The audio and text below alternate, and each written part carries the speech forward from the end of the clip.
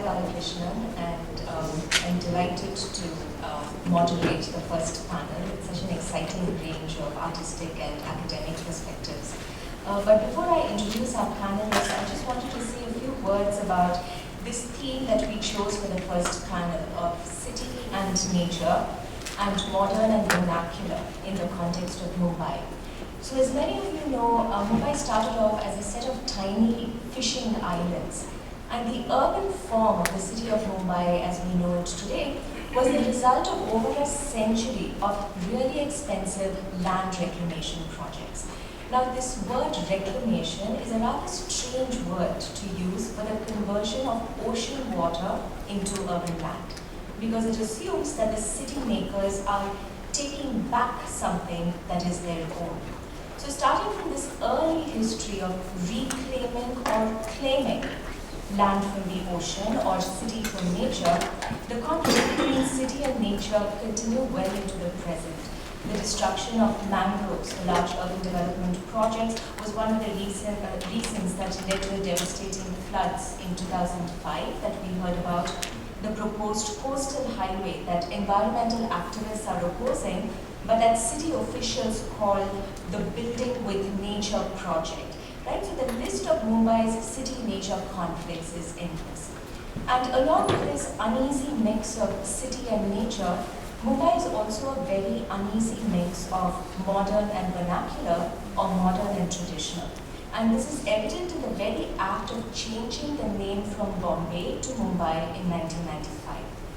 Mumbai is a reference to Mumba Devi, the goddess that presided over these earlier fishing islands, and naming one of India's foremost modern cities as Mumbai evokes the image of traditional fishing villages. But at the same time, this renaming is also a form of politics that claims Mumbai for the Marathi speakers, thus defining who belongs in the city and who does not. So these themes of modern/traditional and modern/vernacular constantly play themselves out in the materials that are used to build the city, the social groups that are seen as insiders and outsiders to the city, and in the formal and informal sectors of the city.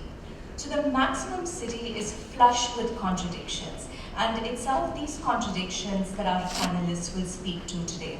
To introduce our panelists, we'll start with Ramaswami, who's the Charles Denny Junior Chair of Science, Technology and Public Policy at the Humphrey School of Public Affairs, and a professor of bioproducts and biosystems engineering in the College of Food, Agriculture and Natural Sciences at the University of Minnesota.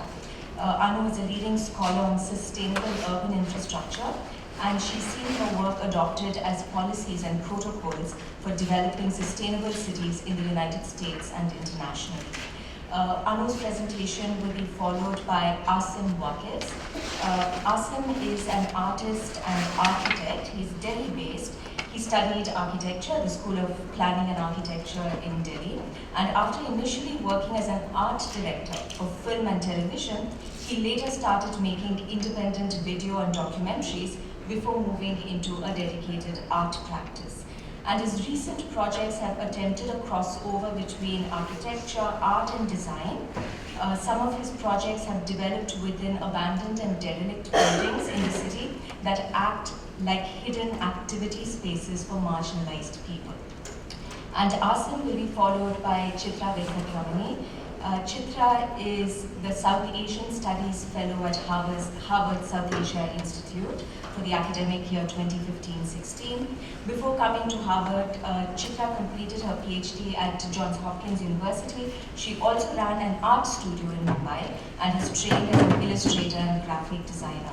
And Chitra's research focuses on the emergence of a visual economy organized around the production and circulation of cartographic images in the context of urban planning and ecological governance in India. Got it.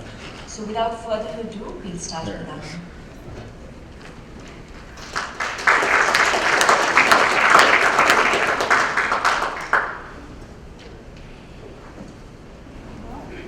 Thanks for having me here.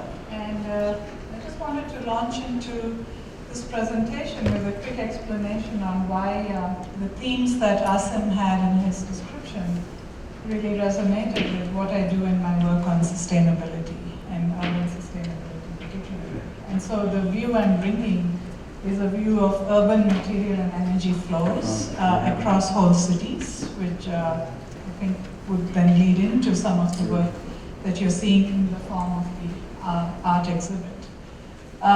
So just as by way of introduction, I think Tarun talked about interdisciplinary, and the connections I'm going to make are related to a very interdisciplinary project sponsored by the NSF on sustainable healthy cities. And I just wanted to quickly acknowledge a lot of my colleagues. We've been working in cities in US, India, and China, and we just took a group of students to all three countries this past winter break. And so some of this is background, but just sets up this whole issue of cities is that I think what really surprised me when I first learned this is that 60% of the future cities are yet to be built. And so if we think of what's coming, most of that materiality hasn't happened yet. And that's actually quite stunning. And when we think of cities, on the one hand, we have this imperative to get it right, but what does it mean to get it right when we have megacities that are very large and have been existing for a very long time? And it's equally important to think of smaller cities, those that are less than 2 million, because the United Nations is estimating that that's actually where most of the growth is going to happen in the future. So sort of this tension of these big cities and small cities, satellite cities, what are their relationships? And so a lot of our work in my program is on building urban infrastructure and thinking about urban infrastructure in the context of sustainability. So very different material energy flow framework, I think, to talk about this. And so we're looking at all sorts of cities in different continents to think of rethinking urban infrastructure in different types of cities all over the world. This is from China. And in today's talk, I thought I would just give you a slightly different look of the whole city in terms of what's flowing through it. And this work comes from a field called industrial ecology, where we use an analog to urban metabolism. We're talking about the city as a metabolic being, as an organism that consumes materials and energy, spits out pollution, maybe, and the outputs might be human well-being, economic outputs. But how do you actually work that? How do you deal with things like the Smart City initiative that's coming up in India, that's looking at how to make all this more sustainable? And there you get into the challenge of connecting the global with the vernacular.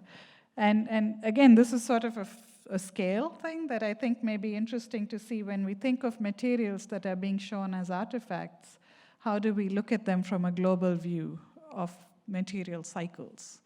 And so this is, a lot of our work here comes from a linkage between urban ecology, which is studies of people and materials and energy cycling often at the neighborhood scale. There's also a field called urban metabolism, which I just explained, which is looking at what's going in and out of cities. This is electricity, petroleum. You were talking about Boston. A lot of cities have engaged in climate action planning. They're tracking their material flows, their greenhouse gas emissions, their energy use. And when they track that, they realize that they really have to go even further upstream to be thinking of where these materials are produced, how they're produced, is it environmentally friendly?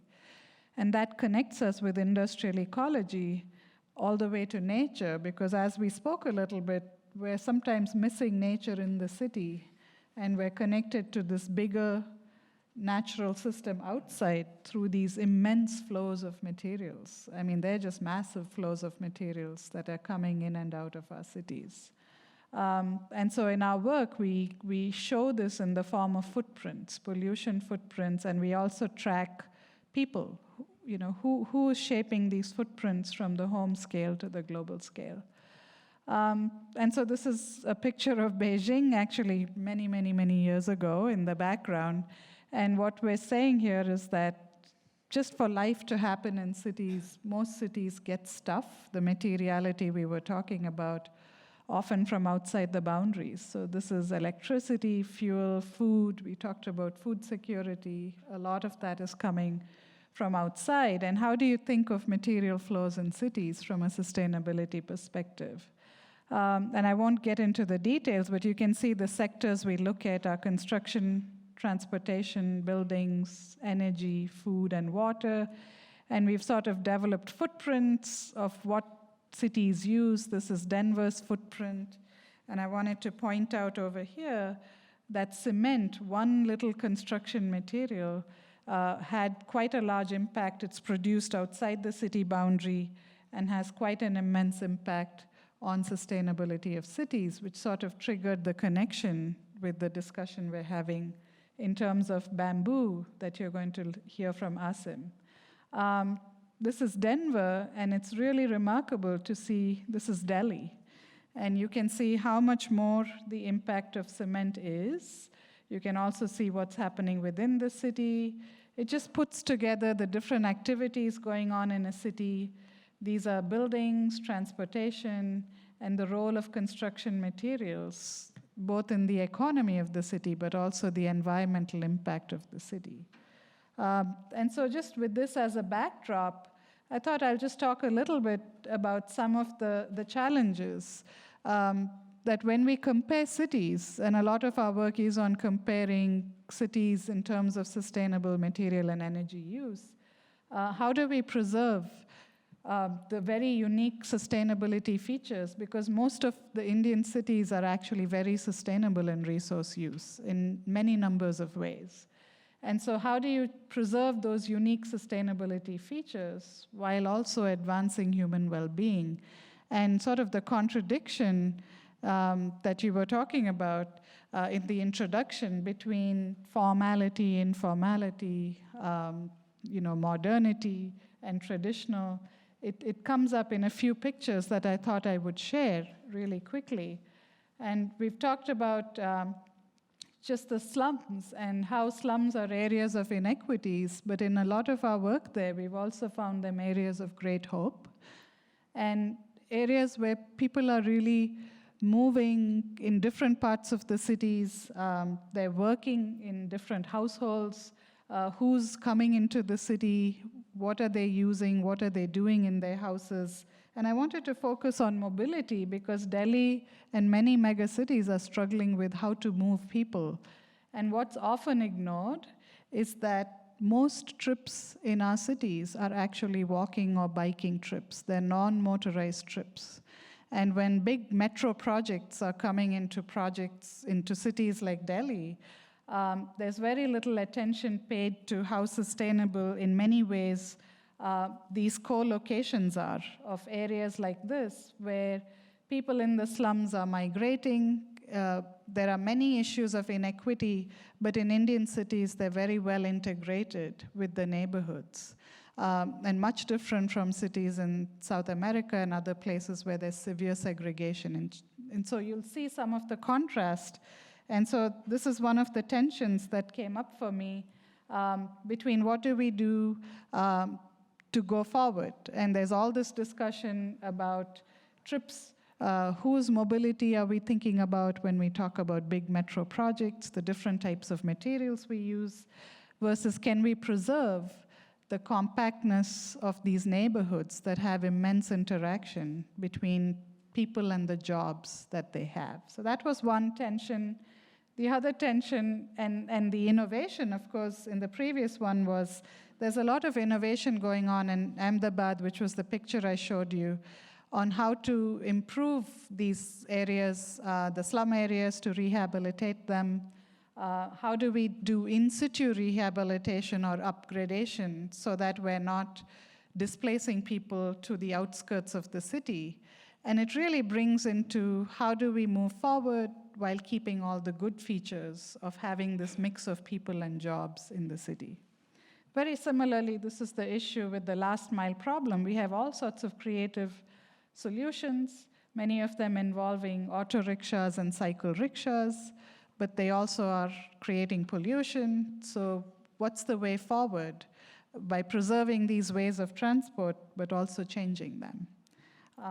Similarly, we have talked, and I think we'll talk more about the informality. Some of our work is relating to really valuing the informal sector that recycles a lot of materials. And so these are the waste pickers in India. We actually met with them, and they said, we have a system. We know how to recycle more than 200 types of papers and plastic. And so being called informal, they feel really puts them down when they have a system. And there's a lot of effort in some cities to formalize their work and include them as contractors to manage the waste. And that's where we're getting with, what was the old way of doing things? What is the hybrid that's coming up? And in the last piece, I wanted to talk about construction materials. I think many of you have seen this quite stunning statement that China used more cement in 3 years than the US did in its entire 20th century, which isn't surprising, but it's just stunning. And you can see that over here. So when we think of materiality, I just wanted to say this is what it actually looks like globally. And across the world, there's a search for alternate construction materials. And there's some really interesting experiments going on with cross-linked timber. And the way the timber is arranged gives it much more strength, that for the first time we're constructing high-rises, which are much more 10, 12, even 20-story buildings with timber. And to me, all of that excitement of looking for new materials, combining them with traditional materials, was the connection I saw in the stream of work and what Asim is going to talk about, which is bamboo, and bamboo in India. Okay, thank you.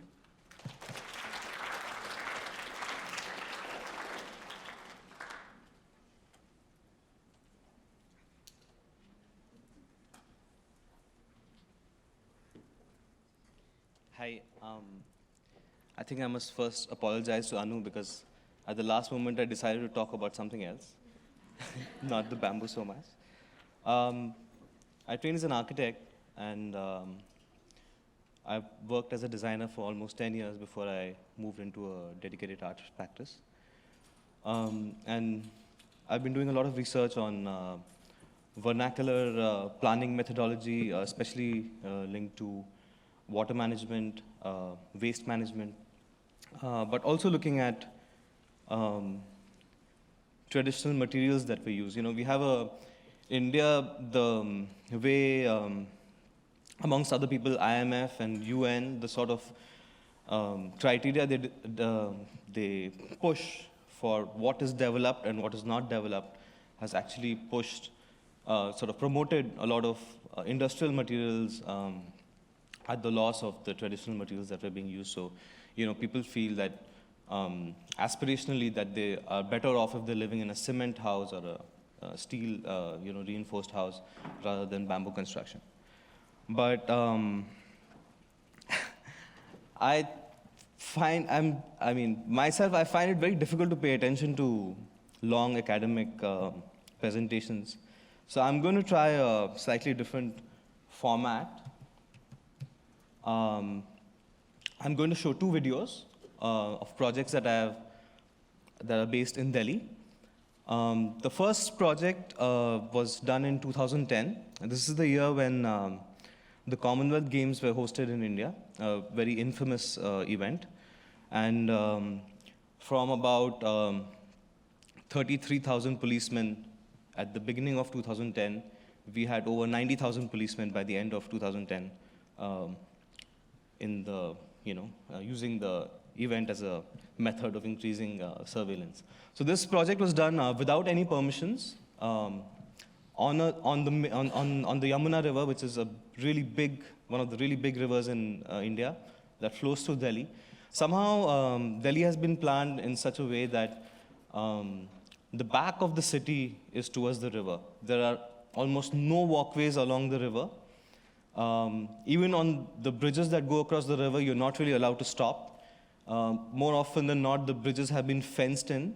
They have fences around them, so you can't even really look at the water. And even if you did look at the water, it's usually quite black with our own sewage. So that's the first video. And the second video is a byproduct of urban planning. I mean, it's situated in a building that's a byproduct of urban planning. Basically, we had, like Sai was saying, the cities were developing much faster than the planning mechanism could cope with or even could imagine or, you know. So we had a lot of instances where people took the initiative and did their own urban planning to some extent. So there was this building that was constructed on agricultural land, which is what the bylaw said, but it was a big mall, with a lot of big fashion designers and very fashionable. And I believe it functioned for only a few months before, due to a long cycle of public interest litigation, the court actually did the Supreme Court did urban planning in Delhi by saying that all buildings, actually initially they told the city that either you should change the master plan to reflect the realities of the city, or you have to follow the master plan to the T. And they gave them a year and a half or something to do it. And the city planners came back to the court saying that that was not enough time to replan a master plan. We have a 20-year cycle for master planning. So in 2001, the 2021 master plan was supposed to be notified. And actually, eventually, the 2021 master plan was notified only in 2013.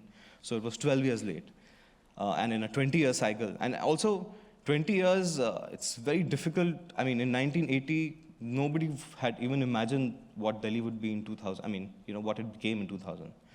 So this building, this particular building, amongst many others in Delhi, was in sort of common parlance, sealed. So it was supposed to be locked down so that nobody could use it because it was illegal. But they felt that if they locked the front door, then somebody will use the back door. So they actually went and broke down half the building, so it becomes too dangerous for anybody to go in. And this building has been lying like that for 12 years, and I've done many projects there. This is one of the projects. So I'll just show you these two videos. Could you turn the lights low, please?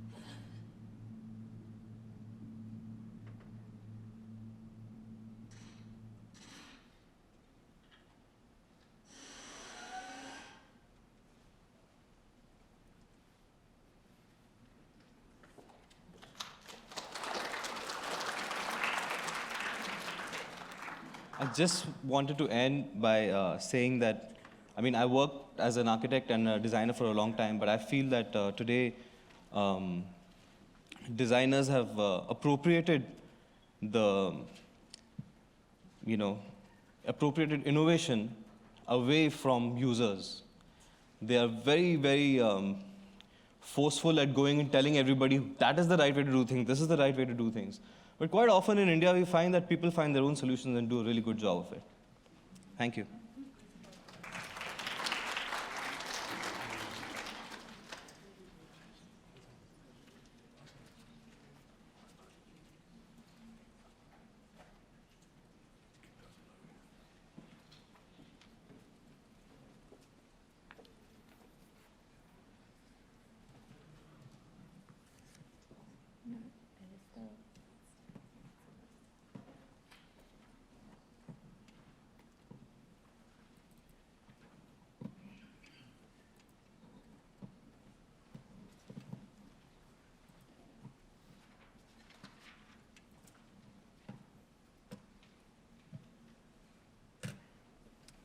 Hi, my name is Chitra Venkataramani, and I'm a postdoctoral fellow at the Harvard South Asia Institute. And I just wanted to start by saying thank you to the organizers for allowing me to be a part of this conversation. My talk today is titled Sublime Waste, Urban and Visual Transformation in Mumbai. In the past few months, there have been a series of fires in the Deonar land dump, Mumbai's largest landfill where most of the city's trash ends up, and this is actually an image by NASA of the fire. These fires have not only stoked the ire of citizens affected by the resulting smoke and pollution, but they also fuel stories of a conspiracy that the fires are in fact a ploy hatched by real estate agents or even government officials to somehow grab the land on which this dump sits and develop it for their profit. While the idea of a landfill being converted into saleable real estate in a short period of time might seem and even be unfathomable, it needs to be understood in relation to a longer series of bureaucratic transformations through which land is converted in Mumbai. In this talk, I want to focus on the transformation of landfills to green spaces in the city and its interconnections with antithetical ideas about sustainability and nature conservation that go hand in hand with developmental politics of producing a global green city of the future. And this is one of the Clean Mumbai campaigns. My talk will focus on the transformations that took place in one area of the northwestern suburbs, and I emphasize the importance of cartographic images in mediating these transformations and imbuing them with bureaucratic agency and subsequently with geographic finality. Thus, I want to bring your attention towards not just how greenness is produced, but the visual politics and temporalities of its making. In the early 2000s, residents of the northwestern suburb of Malad moved the Bombay High Court to stop the municipal corporation from dumping the city's waste into a designated landfill in the area, citing foul stench, public health concerns, and plummeting real estate prices as reasons. And Malad is, oops. I guess I pressed the wrong thing. There. So Malad is over here in this yellow box. The landfill had been built directly on mangroves and marshland along a creek, and this 20 acres of land was low-lying, and approximately 1,200 metric tons of putrefying solid waste was dumped on it for a period of about 8 years. 1 metric ton is about 2,200 pounds. And this is a historical map which shows in the 1950s, all of this area in the northwestern suburbs was basically marshland, which was reclaimed partly by filling it up with garbage. To give you a sense of the numbers and volume, Mumbai was generating about 7,500 metric tons of waste per day at that time. This is in 2003. The court sided with the citizens and ordered the landfill closed. Subsequently, the corporation used capping technology, a controversial method of covering landfills with an impermeable layer of gravel and plastic. The fill was then rapidly converted into a technological park, part service sector offices, part shopping mall, and part garden. And this is over here. So this landfill was converted. This is the mall, there's a garden, and a technology park. This once marshland became a part commercial and part green space. Shortly after these offices became functional, people began noticing that their computers would mysteriously stop working every few months, and after several instances of replacing expensive equipment, it was determined that the dump beneath these buildings was releasing methane and other sulfuric compounds that fried the delicate circuits. Trapped under layers of plastic and rubble, the solid garbage sublimated into gas that ate its way through metal. As scientists studying the phenomenon put it, the ground emitted gases through crevices, openings, and through intracellular spaces of the garbage present inside the mound. And this is a very interesting diagram that explains how gases go up through this trapped mound. And that's a resident of Malad holding up tarnished metal stuff and a TV that's gone kaput. So they also leached into creek waters and were carried out into the sea, where they vaporized as air pollutants. While the concentration of these gases is too low to cause immediate harm, studies estimate that the Malad landfill will continue to emanate gases for the next few decades, and in the long run is a significant cause for concern in terms of public health. For now, I want to focus on this instance of transformation, that of taking something like a landfill and converting it into a park, and look at how this transformation happens both through maps and through the bureaucratic production of categories such as green, or natural spaces, or forests. By simply covering up and making the landfill a garden and a technology park, the municipal corporation converted first a forest into a dump, which can technically be considered a public amenity, and then converted that amenity into natural and a commercial zone. However, what it could not cover up in the process are the material and chemical processes of transformation that matter undergoes in the production of that land. In order to mask that transformation and the possibility of a public health concern, the corporation relied on the production of cartographic images to naturalize this land transformation. For example, an existing land use map. This is an existing land use map, which shows you basically how the land that is already there is used. So that's an existing land use. Released by the municipal corporation in 2012, shows the same area listed as a green or a natural space, and that would be this area. It's a green or a natural space according to this category. What is also worthwhile to note here is that the mangroves that occur alongside the creek, and you can see these on the other side, which is this big swaths of dark green on which this was built, this entire area actually. The big swaths of dark green on the other side of the creek were protected by a court order passed in 2006, which effectively defined them as forests. This too initiated a series of cartographic enterprises to map mangroves on both private and public land in order to convert them into the category of forests. Ironically, spurred by the interest in creating green zones and recreational parks in the suburbs, the municipal corporation recently announced the construction of Asia's first man-made forest garden, which will replicate the region's natural biodiversity within the space of a small park. And this is to come up right next to the former landfill.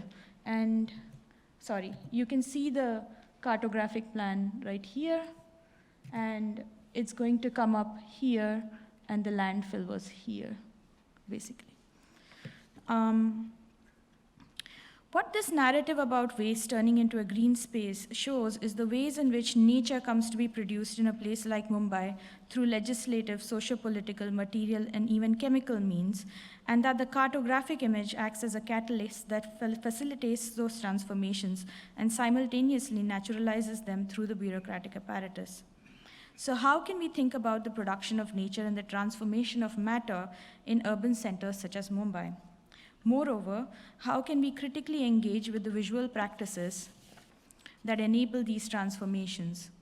In an extremely detailed work titled Soak, Dilip Dakuna and Anuradha Mathur argue for an alternative way of thinking about Mumbai's landscape, not as made of solid firmament, but that of an estuary where the passage of materials and chemicals, the built and the unbuilt, must be thought of as sharing a permeable relationship.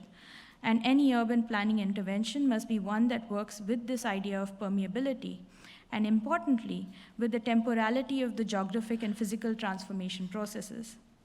One of Mathur and Dakuna's important claims is to also critically look at the place of visual language of master plans in order to think about these alternate civic initiatives. And this is a kind of a reappropriation of plans into something like an initiative in their work. It is worthwhile to note that Soak was not just a theoretical work, but it was also a very important public art exhibition that used the space of the gallery to engage a critical audience. I imagine initiatives such as this and the exhibition that we're talking about today, as a part of a constellation of endeavors that offers us the chance to think about the continuities between artistic practices and urban transformations. Some might provoke us to think otherwise than the master planning visions of the state that cast specific futures for Asian megacities. Others yet might take on the cartographic not entirely as bureaucratic instruments, but as visions with the possibility for interpretive potential, as images that sublimate and render visible the ways in which cartographic canvases become the ground from which the built and the unbuilt, the concrete and the forest, water and land, and natural and urban are raised. Thank you.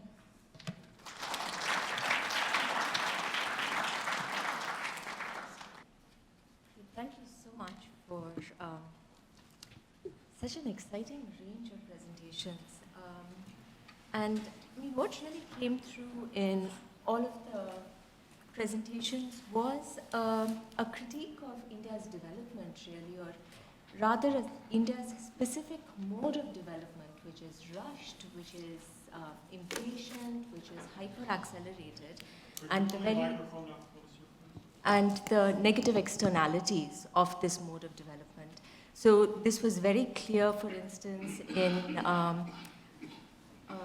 Chitra's work. I mean, it's almost laughable, but somewhat tragic, right? All of this methane just soaking up and destroying computers, the lifeline of India's IT industry. Anu, your work on cement, I mean, some startling statistics there on China, and really this huge negative ecological footprint of cement and the search for alternative sources of materials that are needed.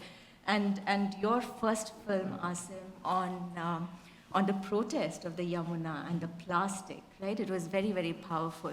But somewhere I think all three of you were also offering new ways of thinking about, and I hesitate to use this word, but sustainability. And I hesitate to use it because I have a colleague at the Graduate School of Design, Rahul Mehrotra, who says sustainability just means anything and everything, right? What we're doing right now is sustaining a conversation. And I think all three of you were in some ways turning the very conventional understandings of sustainability, of greening our Indian cities, of cleaning our Indian cities on its head. And I was just wondering if we could start with this theme of sustainability, and just from your work, your research, your installations, what are alternative ways of thinking about this very, very large term, sustainability?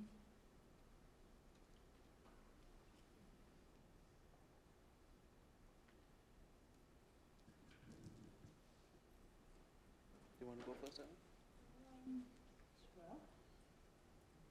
Sure. I agree. I think it is a very large term. In some of our work, we've tried to at least distinguish between, let me back up and say, I think that the traditional word of sustainability came from, the UN and Gro Brundtland's report about recognizing the connection between environment and human development, that those two are not separate, but they're interconnected. And I think increasingly, when people say sustainability, they're thinking environmental sustainability, and the tension with livelihoods and with human well-being doesn't always come through because it's becomes somewhat synonymous with the environmental movement. And to me, those were the things I was trying to show, that if you're just focusing on the environmental aspect of sustainability, there are these other things like human well-being and human health, which are truly interconnected, but I think there's a dominance of one emphasis. I'll just stop with that. I find it ironic, actually, that sustainability is talked of as a new thing. I mean, all vernacular societies, whether it's in this continent or any other part of the world, were living very sustainable lives. And ideas like closed loop systems or local renewable resources were very inherent part of those societies. So I just find it really ironic that somehow this new age sustainability has almost no conversation with vernacular practice at all. You know, I think we really need to, in my opinion, we really need to mix vernacular experience and ideas with the potential of new technology. It's not that one is better than the other, but I think both can learn a lot from each other.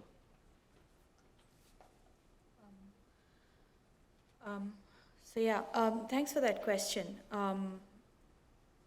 I find it actually quite confusing to think about sustainability, at least in terms of, at least in my ethnographic work.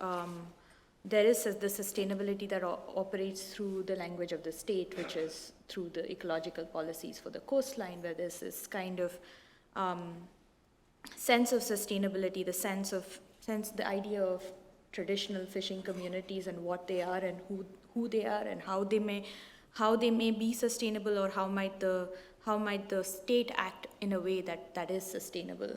And while the language of sustainability runs through through the policy, it's very often kind of gets confounded in the ways in which it plays out within specific contexts. For instance, the coastal policy in India has also been the policy that has been used to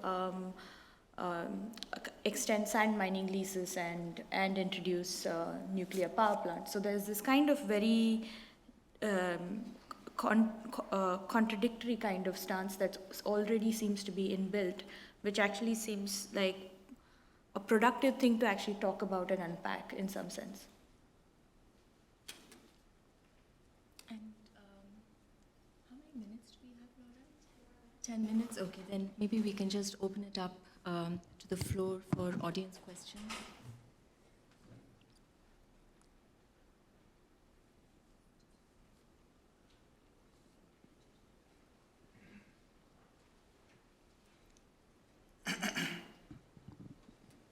Thank you very much. Quite interesting. My wife actually was in Mumbai in early February and visited the dump that was on fire, that was in your first picture, as a liaison to some Indian atmospheric chemists and scientists to discuss that problem. In pointing out, though, that this is an island city, how high above sea level is it, and what is the prognosis for Mumbai with a 3-foot sea level rise, or perhaps a 30-foot sea level rise over the next 70 to 100 years? Thank you.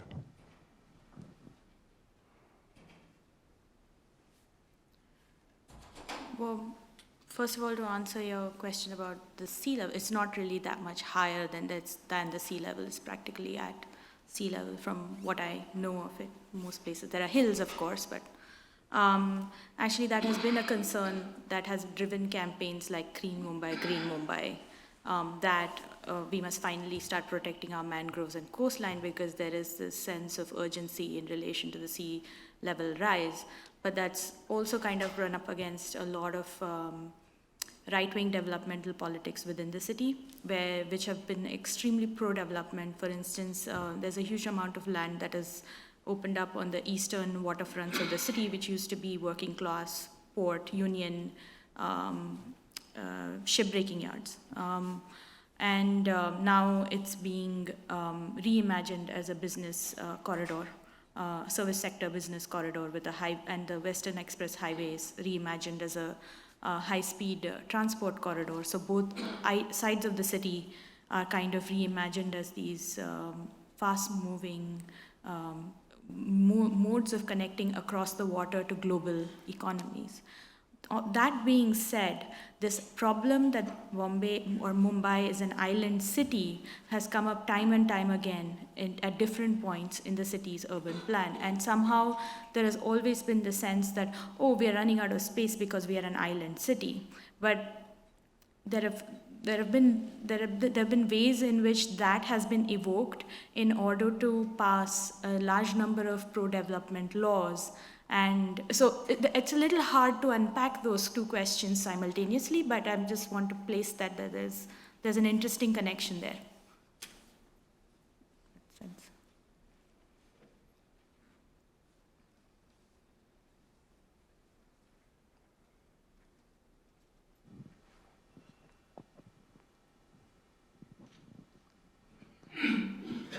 Actually, Mumbai has lots of space. I think that's the short version of what she's saying. There's a lot of space. There's no reason to build very high buildings because there is a lot of space that you can go to. The mainland is only 14 kilometers away. Instead of building large or big highways along the western side, doing anything, you can just go about 14 and a half kilometers away. You've got the mainland, you've got this entire eastern waterfront. I don't know who's reimagining it as a business district because the eastern waterfront, the report that was presented to the shipping ministry recently does not reimagine it too much as business district, but it's for rehousing people that are living there right now, for transport and for green space. So I think that there's a lot of easy solutions, but there's insufficient outrage, I think, and we are willing to accept the situation in Mumbai as it is, and that's why it's not changing. And I say we because I'm from Mumbai. So.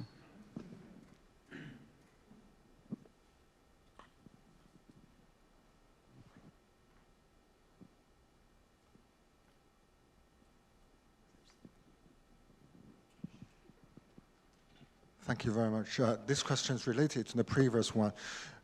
We talk about these mega cities. I was just wondering, for example, who is the owner of those cities? For example, if we talk about space, have space or have not have space, we mean for whom? Who is the owner of the city, or which fragment of the people? Poor, the rich, the financier, or environmentalists, etc. So who owns the city? We are talking about here.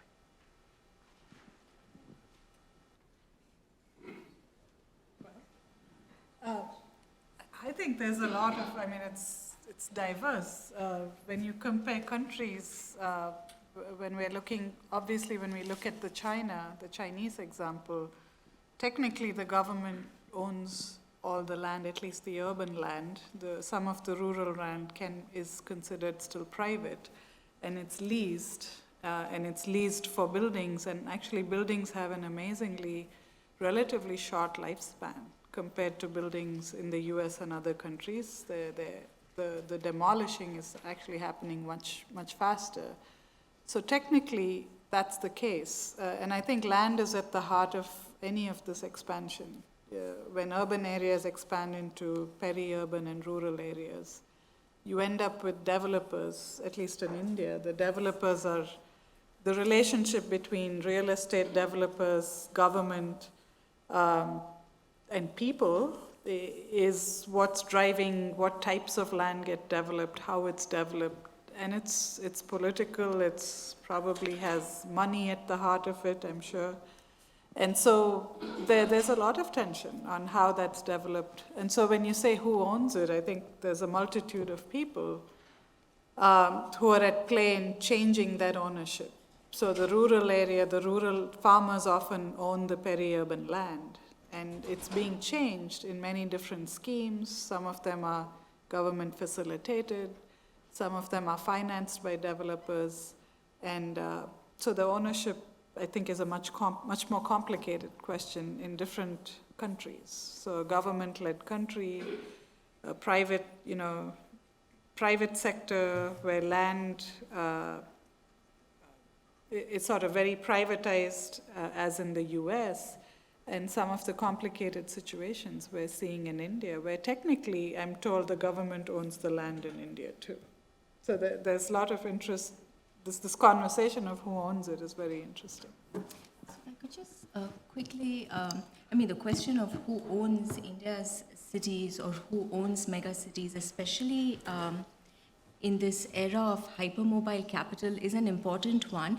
But at the same time, we have to remember what India is doing, and a lot of political scientists like Ashutosh Varshney at Brown have written about this. India is attempting a very, very unique experiment, right? Unlike the West, it's attempting to urbanize and liberalize its economy in the context of an electoral democracy. And I don't think, even if it is a thin version of democracy, I don't think we should undermine the power of voice, the power of democratic voice. And which is why urbanization in India is such an exciting and extremely challenging experiment. One of the biggest challenges as planners is different constituencies in India have very, very different imaginations of what they want this new urban India to look like. And one of the challenges for planning is really to keep this contestable, just so each of these constituencies has a place at the negotiating table where these different visions can be contested. I just wanted to say, I find it, in Delhi at least, there's a lot of confusion about jurisdictions. Part of Delhi belongs to some central government department, and amongst that there are many departments, and then part of it belongs to the state government. And it's really good for somebody like me, because when somebody comes and asks me whether I have permission to do something, I just deflect the question and, negotiate at a human level, which is, talk about why the project is happening, rather than whether I have permission or don't have permission. So in that sense also, like Sai is saying, I think Indian cities have a lot of potential, because in places, like I have done so many projects, and like I did a project, for example, in Milan, where the city of Milan was one of the partners in the project, but I did not get permission to do a public art project. And it's similar, I think, in my experience in many parts of Europe and North America, that it's really difficult to do any public art project because everything is too systematized and controlled. And that way India is better.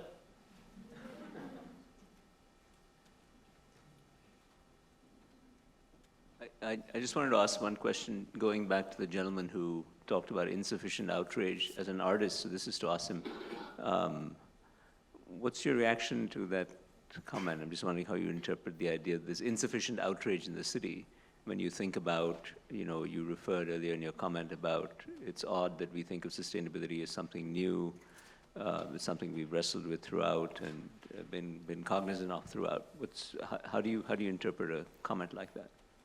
I mean, I think actually the part of the problem is the way we educate our younger generations.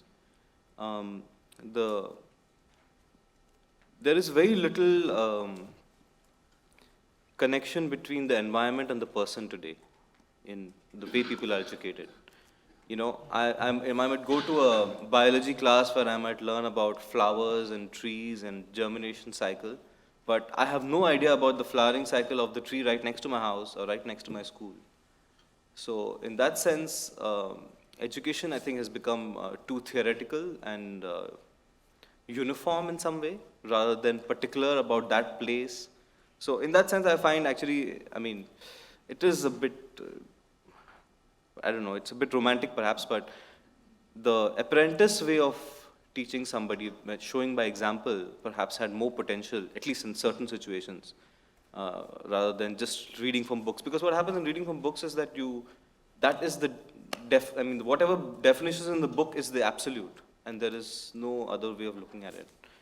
So I think that is actually at the crux of our environmental sort of, what do you call it? I mean, we're not so sensitive to it. But on the other hand, I find actually in India, because all our garbage and all our filth is really visible, hopefully we'll do something about it. In places like Europe and the US, the garbage is so well hidden, you know, we put our garbage in the right colored bin and we forget about it. And it is safely disposed, but nobody actually knows what's happening to it. Except for paper and glass, whatever my research has shown is that most garbage in post-industrial countries actually is recombined and either goes to an incinerator or it's put in some landfill, which is very well hidden and you can never access it.